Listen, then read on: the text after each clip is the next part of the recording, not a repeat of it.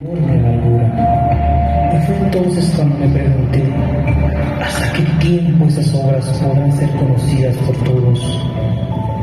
¿Y qué tiempo más pasarán ignoradas para la mayoría las obras de esos hombres antiguos?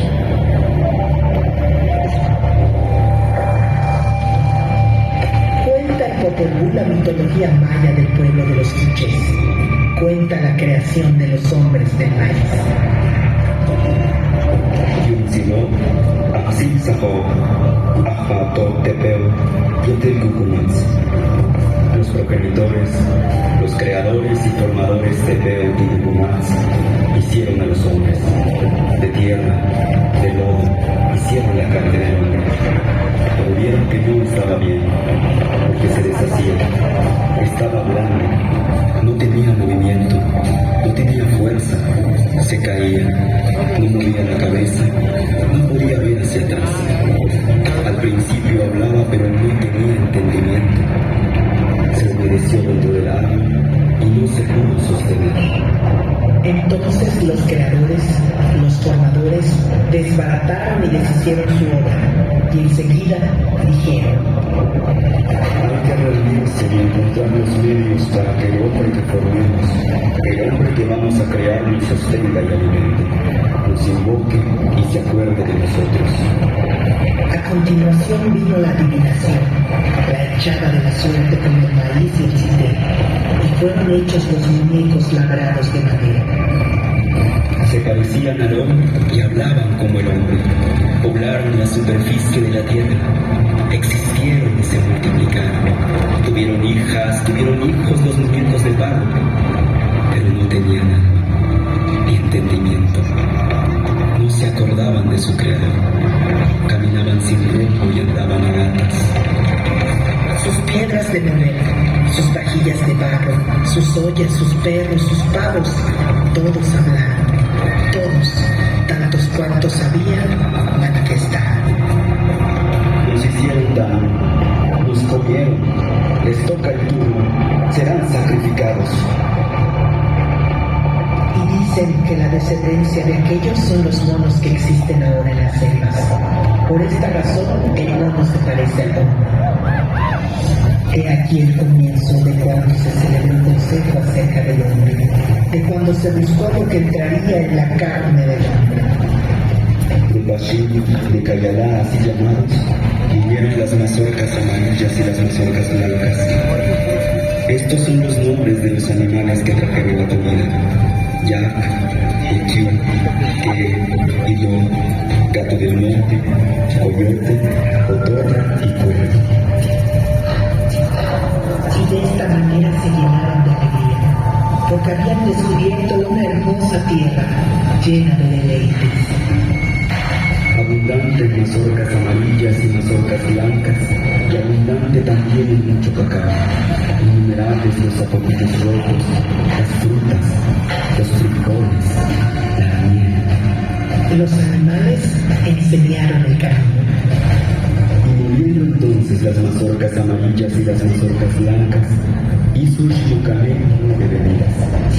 De maíz amarillo y de maíz blanco se hizo su carne. De masa de maíz se hicieron los brazos y las piernas del hombre. Únicamente masa de maíz entró en la carne de nuestros padres, los 4 hombres que fueron creados. Esto hicieron los progenitores de Peu y Cucumats, así llamados. Entonces tuvieron apariencia humana y hombres fueron. Hablaron, dijeron, vieron, oyeron, anduvieron. Hombres buenos, hermosos, rostros de varones. La memoria fue, existió. Entonces existieron también sus esposas, vivieron sus mujeres. Los dioses celebraron el consejo. Así, durante su sueño, los 4 recibieron mujeres verdaderamente bellas. Cuando se despertaron, sus mujeres existieron.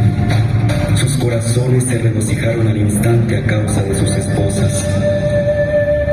Así fueron creados nuestros abuelos.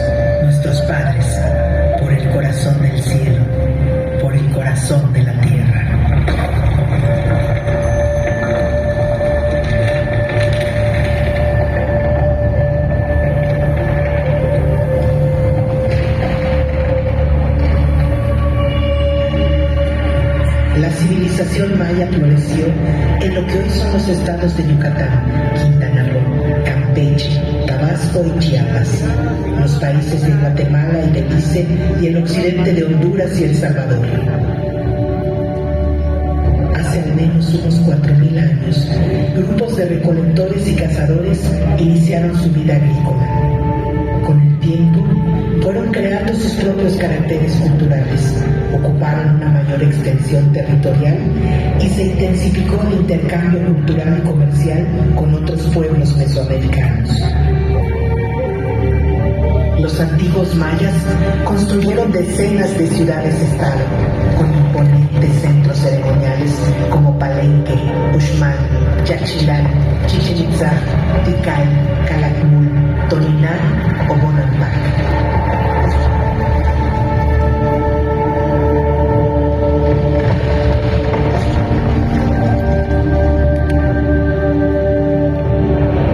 Al igual que otros pueblos de Mesoamérica, los gobernantes mayas también eran líderes religiosos. Lo terrenal era una réplica de lo divino. El soberano era el intermediario entre el dios patrono y la colectividad, por lo que era tenido por sobrehumano. La mayoría de la población se dedicaba a la siembra de maíz, frijol, calabaza, chile, tomate y cacao. El tributo que entregaban alimentó a la clase dirigente y a los constructores y escultores de los recintos ceremoniales, artesanos, pintores y escritores de los códices, quienes crearon un arte esplendoroso.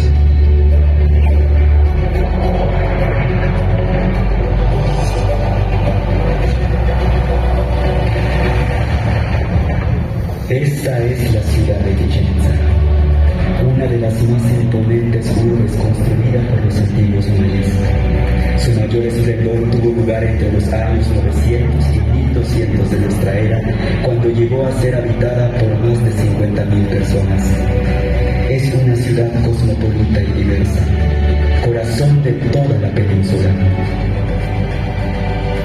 El espectacular juego de pelota de Chichén Itzá es uno de los más grandes de entre las antiguas ciudades mesoamericanas. En un enorme friso, la cabeza del perdedor decapitado representa la pelota para el juego, un sacrificio humano necesario para el orden divino.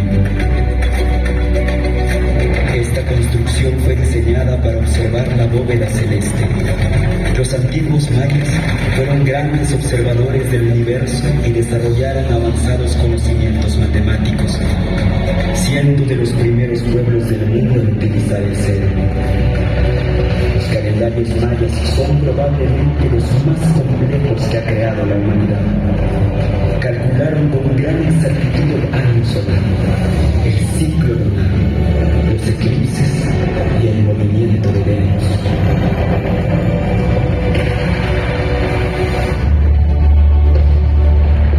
Entre las deidades más veneradas por los mayas está Chan, el dios del agua y de la lluvia, y quien le abre camino, Cuculcán, la serpiente emplumada, también conocido como Quetzalcóatl, Cucumaz o Xhosa. A partir del siglo IX, por influencia del centro de México, los mayas de Chichén Itzá integraron a su cosmogonía Cuculcán, divinidad que domina esta gran pirámide.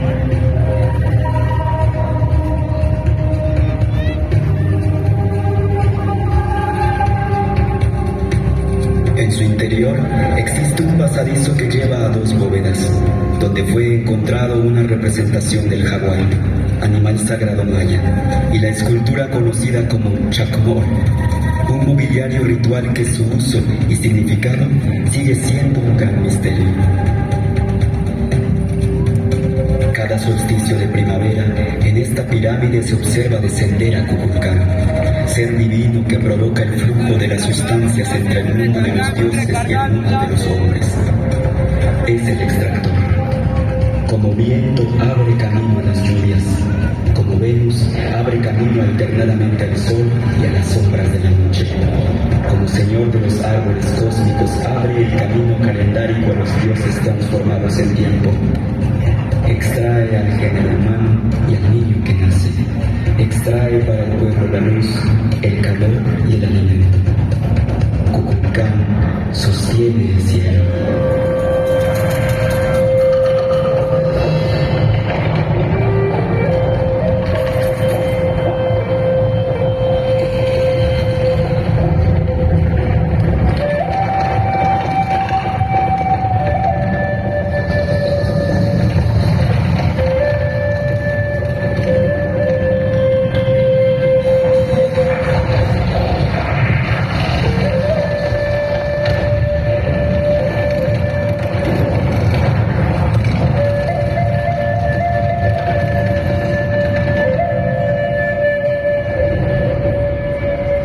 En su afán de imponer una nueva religión, los conquistadores españoles destruyeron decenas de códices mayas. Hoy solo conocemos 3 y algunos escritos posteriores a la conquista. Los Chilambalam cuentan las alianzas, guerras y migraciones de los pueblos de la península de Yucatán, así como las profecías de un tiempo que consideraban cíclico. Narran la historia de los cazares, brujos del agua, constructores de Chichén Itzá. También cuentan la llegada de los españoles. Será el comenzar de los ahorcamientos, el estallar del fuego en el extremo de los brazos de los blancos, cuando caiga sobre la generación de los hermanos menores el rigor de la pelea, el rigor del tributo, cuando les venga la gran entrada del cristianismo, cuando comience mucho a trabajar en los pueblos y la miseria se establezca en la tierra, cuando se extienda por toda la tierra la palabra del Dios de los cielos, solo de pecado hablará, solo de pecado será su enseñanza, inhumanos serán sus soldados, crueles sus mastines bravos. Ay, entristezcámonos porque llegaron. Ay del Itzá, hijo del agua, que sus dioses no valdrán ya más.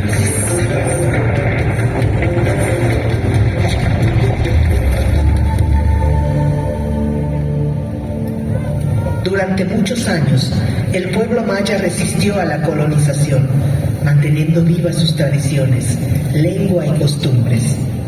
Sin embargo, durante la colonia se formó una casta que dominó la península por mucho tiempo.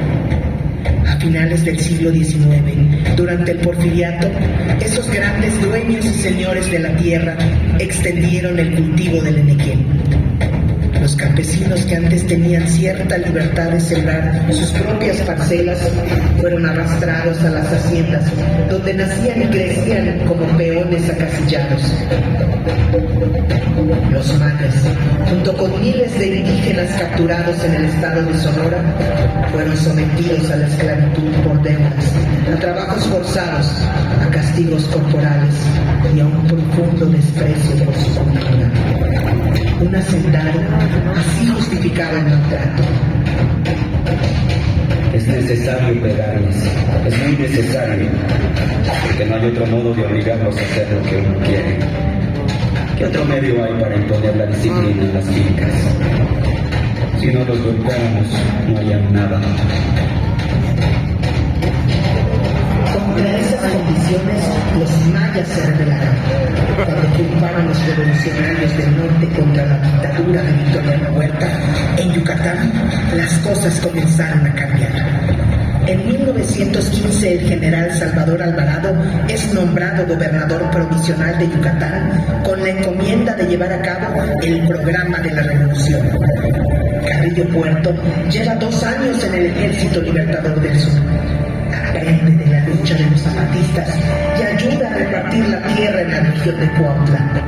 Allá andaba cuando recibe noticias de su tierra. Me avisan que el general Alvarado está repartiendo tierras entre los mayas. Yo estoy muy contento aquí, ayudando a que los campesinos de Morelos reciban también sus tierras. Pero aquí tienen a Zapata, así que yo no hago falta. Me voy a Yucatán. El gobierno de Alvarado suma a Carrillo Puerto a la tarea de repartir tierras en Motul. La participación del pueblo crece. Se realizan encuentros de obreros y campesinos. Se convoca al primer Congreso Feminista de México y se funda el Partido Socialista de Yucatán. frente de este partido, Carrillo Puerto organizó las ligas de resistencia. Poblado por poblado, en caseríos y haciendas, al grito de tierra y libertad, se organizaron miles de indígenas mayas.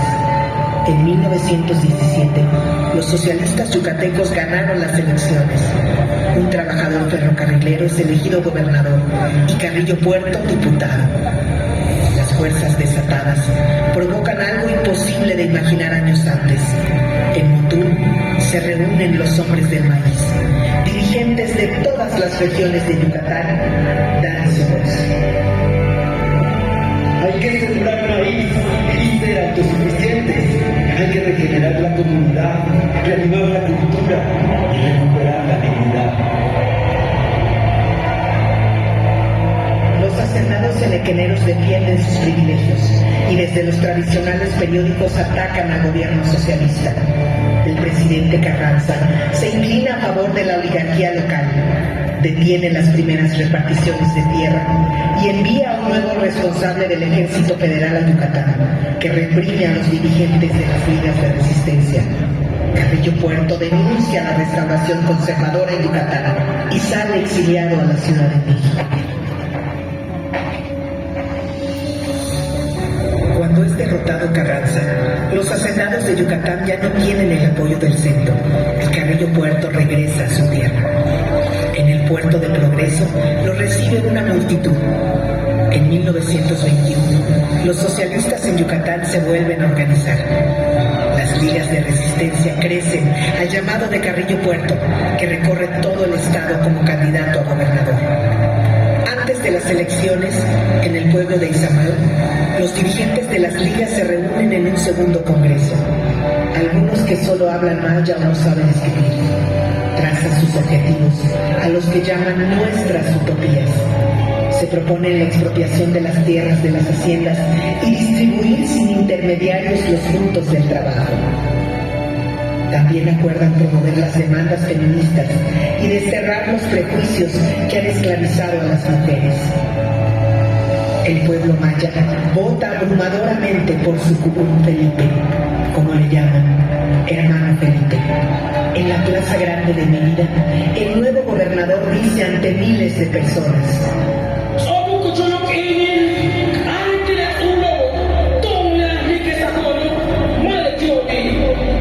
ha llegado el momento de decirle a los señores que somos nosotros los constructores y no ellos. Hay que decirles que sin los trabajadores no existiría esta catedral suntuosa, que sin los trabajadores no existiría este palacio, que sin los trabajadores no existirían los ferrocarriles. Compañeros, la tierra es de ustedes que han nacido aquí, que aquí han crecido, que aquí han gastado su vida encorvados en el campo, cortado pencas para el amo que se apoderó de la tierra. En los 2 años que duró el gobierno de Carrillo Puerto, la justicia se abrió paso. 80,000 familias mayas reciben sus parcelas en tierra común. Todos los jueves va el gobernador a los pueblos a firmar la restitución de las tierras a sus dueños originarios. Los peones se mudan de las grandes propiedades donde vivían y construyen sus hogares en los pueblos. Carrillo Puerto abre escuelas, funda la Universidad del Sureste, inaugura carreteras e inicia los trabajos de restauración de Chichén Itzá. Y no se detiene. Promueve el idioma maya, que se enseñe en las nuevas escuelas. Reparte miles de libros en las comunidades, entre estos el Popol Vuh y el Chilambara. Quiere animar la cultura en todos los pueblos y las ligas son el espacio comunitario para la organización. Por esos días, Carrillo Puerto escribe: cada liga tiene una banda o orquesta, ya que nuestra gente es demasiado triste y tiene que aprender a cantar y bailar, no solo sus bellas canciones. sino también otras danzas más alegres y tonadas más libres. Ellos han sido esclavos por tanto tiempo que han olvidado cómo jugar. Los esclavos no juegan, y las personas que juegan no son esclavos. El futuro de Yucatán pertenece a los mayas. Pero la rebelión de Adolfo de la Huerta contra Obregón y Plutarco Elías Calles da el pretexto para que los hacendados de Yucatán promuevan un golpe de Estado contra Carrillo Puerto.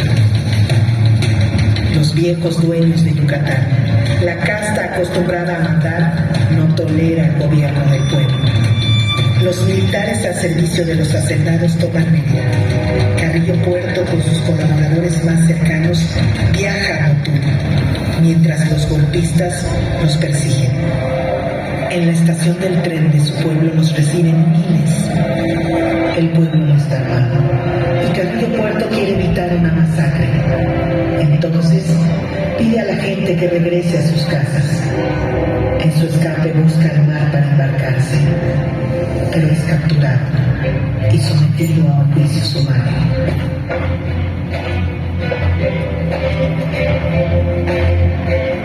Hace 100 años, un 3 de enero de 1924, frente a un pelotón de fusilamiento en el cementerio de Mérida, es asesinado Felipe Carrillo Puerto, el dragón de los ojos verdes, junto a sus compañeros.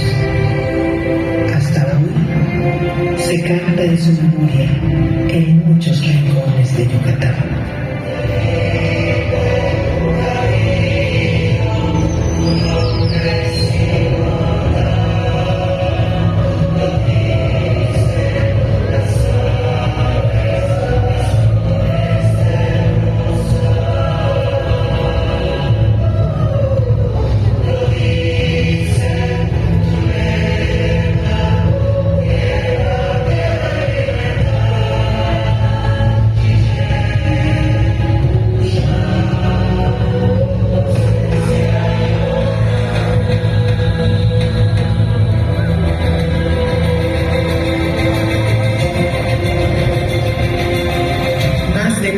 Después de construir esta gran pirámide, 100 años después de la revolución de Carrillo Puerto, las mujeres del maíz, los hombres del maíz, los indígenas mayas siguen construyendo sus propios caminos.